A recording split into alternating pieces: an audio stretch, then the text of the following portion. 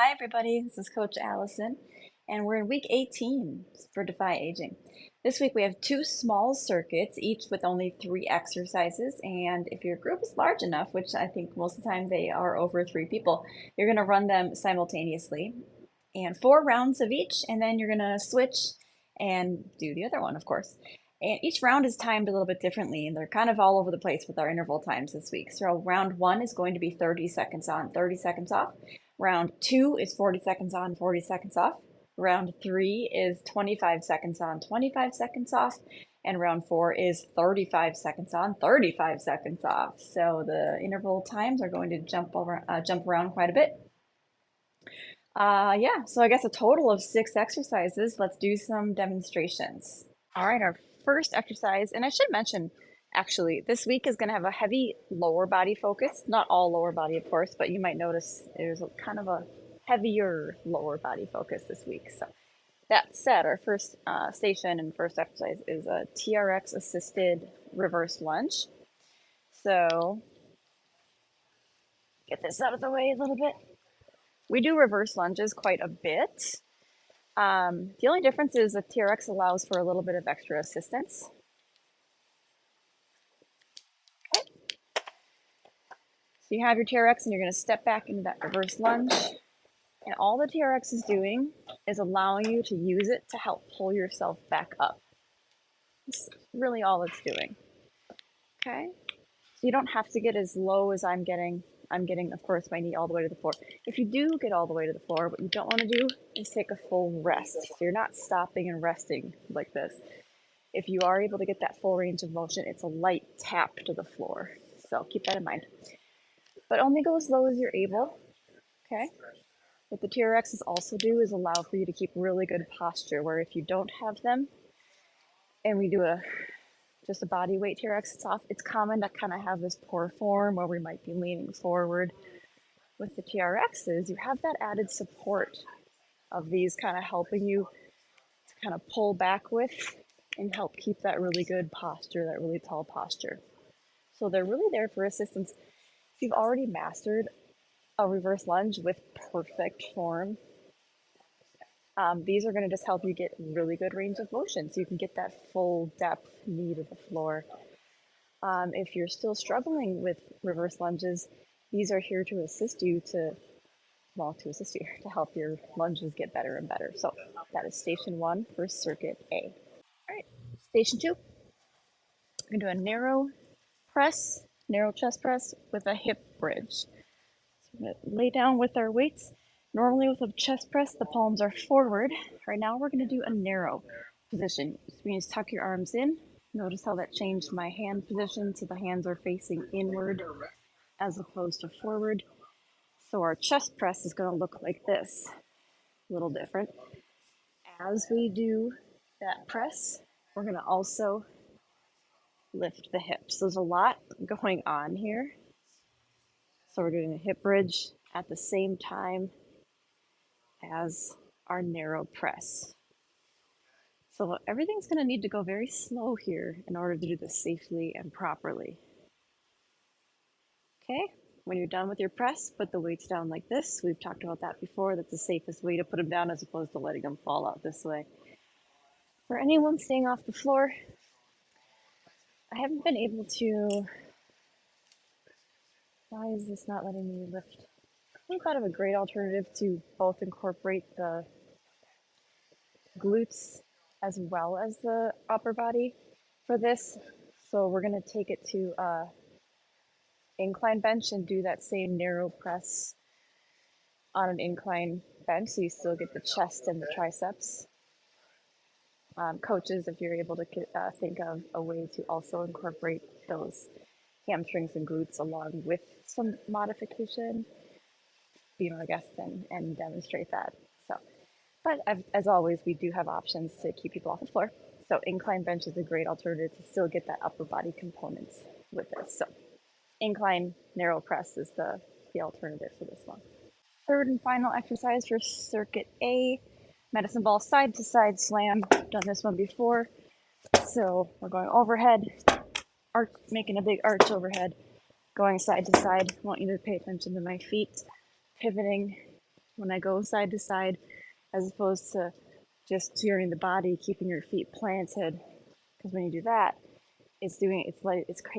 wow, it's causing the knees to kind of cave and dip like this. And that's not great. You can even feel a little weirdness on your knees when you do that. But if you pivot, that is then allowing alignment with your hip and your knee. So you don't have that weird caving in with the knee. So it's very important. It doesn't affect the cardio and what you're doing with the ball, but it does affect your hips and your knees. So that said, show you one more time. Up and over, pivot the opposite foot from the direction that you're going. Okay, and that's our medicine ball side to side slam. Gonna be great for the shoulders, core muscles, cardio. Okay, first station for circuit B is going to be a goblet squat. So we have our kettlebell and hold it like so in front of the chest. Remember how I said this workout this week has a little bit of a extra lower body focus. So it's another leg exercise. Hold the weight in front of the chest, but not resting fully on your body. So make sure it's not physically touching your chest, just a little bit in front. Normal squat stance, whatever that is for you. Feet are hip width apart, so that'll look different for everybody's body, right? And we sink into that normal squat. Hips go back, sitting into that imaginary chair. Make sure the weight, the kettlebell, is not falling down like this when you do your squat.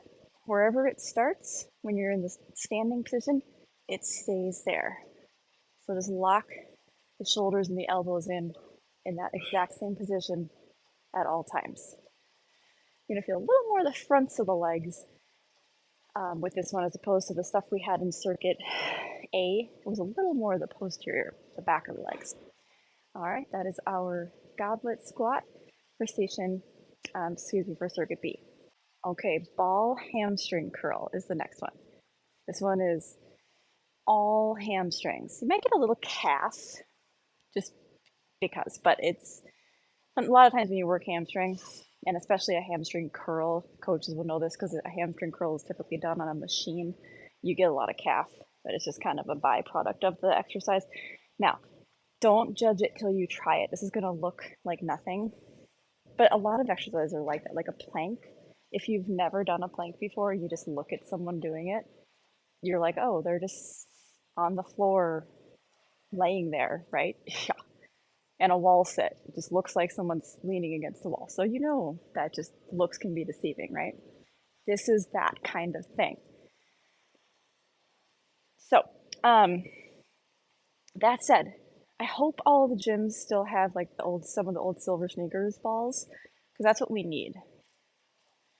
Or if not, the Vibrant. I hope Vibrant, like I'm using one of Vibrant's. This gym that doesn't have Silver Sneakers, they didn't. But I'm using one of Vibrant's squishy balls. So if not, use we need something small and squishy. Anyways, so what you do is you put the ball in then one of these boxes, and it has to be like something with a back on it. Okay. You put the ball against the thing, the bench, the box, I mean, and your heel against the ball. Just obviously a single-sided exercise. And then all you do is like squeeze, press into the ball. It's hard to even see what I'm doing because all the stuff's happening internally in my legs. I'm not really doing much externally that you can see. But I'm just pressing my heel as hard as I can, doing reps. I'm doing like press and release. Exhale. As hard as I can, like I'm trying to pop the ball. If you just do light little ones and like quick little ones like this, you're not going to feel anything. You have to do it hard. Like you genuinely have to tell yourself, I am trying to pop this ball. So hold it for like 1 second at a time. You might have to make a face. You might have to make a grunt to really feel it. Anyways, you're going to feel right back here. Hamstring. Halfway through the set, just roll it over to the other leg. It's a quick, easy, can't see it. It's a quick, easy switch. All you have to do is reach down and switch legs. So it's a very easy halfway switch. Me and my hair issues again. It's super fun because it's just different. You're going to get really tight feeling contraction in that hamstring. I think you're going to like it. You have 4 rounds to practice it because you're doing 4 rounds. Anyways, yeah, ball hamstring curl. Have fun with it. Final exercise in Circuit B is a barbell back row. We almost 99, we actually 100% of the times do, well, no, whatever. I was gonna say dumbbells, but we do dumbbells or kettlebells. But I don't think I've ever programmed barbells in Defy. Some maybe coaches have swapped it out. We're gonna use these pre-weighted barbells. They're just, the only beef with these is that they're pre-loaded weights in increments of 10. So we can't change the weight by 5s. So that is what it is, but it's fine. I'm gonna let you try overhand like this kind of grip and or underhand. Let you try both. They're both good. They're both correct. They're just varieties. I'm not gonna go into the whole lesson in physiology or whatever of like kinesiology and everything in the background of the differences of what they do for your back. They're both good. But even with so our normal dumbbell, if we have 2 dumbbells in our hands, we've done the back rows before. We come into that 40 hinge at your hips, kind of come into that 45-degree body position, right? And we have a dumbbell in each hand, and we pull up like this, right? It's really exactly the same. I'm gonna bend down, grab my barbell, my body position is exactly the same, and I'm pulling in towards my belly button. We don't pull up high like this. We don't like swing it out like this. Just gravity, straight down, pull straight up. See, the barbell is just hanging straight down. I'm not purposely bringing it out here, and then I'm pulling it straight into my belly button. Straight into my belly button. Squeeze your, does this stay? Nope. Squeeze your shoulder blades together when you come up with each rep like this, okay? Underhand grip, it's exactly the same, okay? And let it just hang straight down, gravity. Again, I'm not holding it out here or anything, and I'm pulling it up into my belly button. Pulling it up into my belly button. It's important that you have that hinge and you're not just like slumped down like this. See, my back's all rounded now, and it's just, but to fix that, I'm gonna pop my shoulders back, kind of put my shoulder blades into their back pockets, and pop my hips out. So watch me fix this form. Okay, now my back's flat, I'm hinging at my hips, and now I can do that form better. So try the underhand, and we have 4 rounds, so do a couple rounds of each, see what you like better. The only problem with the overhand is sometimes people's wrists tend to get weird. Like, we don't want this bent wrist issue. I see this a lot, like people kind of doing something weird. If you're not pulling up correctly with your arms, then a lot of times we see wrists do this. You need to be pulling up, you need to be getting your wrists straight and strong, and it should be looking like this. And if I don't focus on keeping my wrists straight and strong, that's when like this happens. But if you do underhand grip, that's kind of not an issue. So that's my preference is underhand because you just don't have to worry about the wrists as much. So if you're gonna do overhand, just make sure the wrist issue isn't happening like this. Keep straight, strong wrists. Anyway, the coaches will put a couple of the 20, maybe 20, 30, and 40-pound barbells out at the stations. You have those 3 options to pick from, and that's our barbell back row. All right, our team builder this week is going to be a partner tank push, so probably not in the way that you're thinking. So pick a partner, and one partner is going to go for a little ride. So one partner is going to push the tank, while the other partner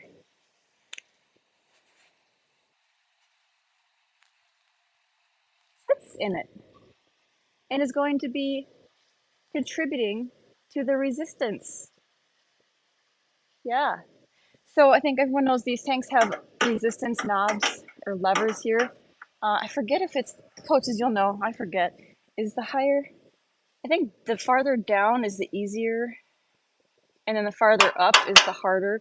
So feel free to put the lever down at the easiest level so it's light with no person in it, and then the person in whatever, or you can be extra mean and put this all the way to the top. So it's already hard, and then we add. It doesn't matter. But yeah, it's not. It's if your feet are in here and you're sitting, it's pretty. It's safe. It should be fine. Please don't like hover or stand.